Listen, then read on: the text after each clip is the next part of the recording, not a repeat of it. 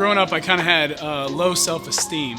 There was a lot of things that I wondered about myself, things that I wasn't quite sure of, things that I thought I was sure of that maybe weren't even true, that caused me to look at myself as maybe not all that I actually was or could be. And the interesting thing was, while I had this low self-esteem, kind of a low self-image, other people often would look at me and have a high image of who I was and would follow me and kind of be about the things that I was about. When I was a senior in high school, there was this woman and her husband, and they hosted a Bible study for high school kids, and we decided to do some project together as a group, and we were out working on this project, and after we had lunch together, everybody else went back to work, and this woman pulls me aside, and she looks at me in the eyes, and she says, "Do you realize that you're the leader of this group?"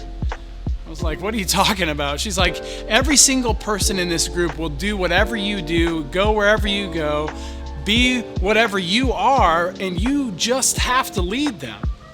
I walked away from that conversation both encouraged and kind of bewildered. Like, could that possibly be true? I wonder if you've ever had a moment like that. Maybe when someone said that kind of thing to you, but maybe you were like that woman and you saw something special in someone and you thought maybe they knew about it, or maybe you saw something special in them and you'd like to tell them, but you felt a little weird about it.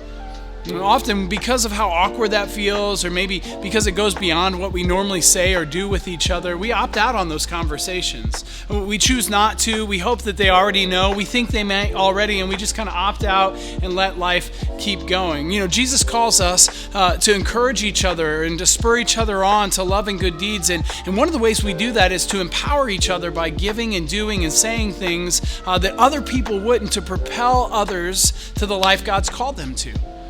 I often think back, like, what would have happened had that woman not told me what she saw in me?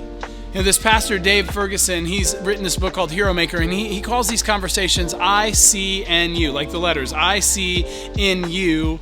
And it's really about conversations where you tell people what you see in them and you call them to the life God's made them for. Now, what if this year, instead of opting out on these kind of awkward conversations that you're afraid maybe go too far or push past a line that the relationship hasn't been past yet, you opted in and you pushed through that awkwardness and you started to tell people what it is you actually saw in them?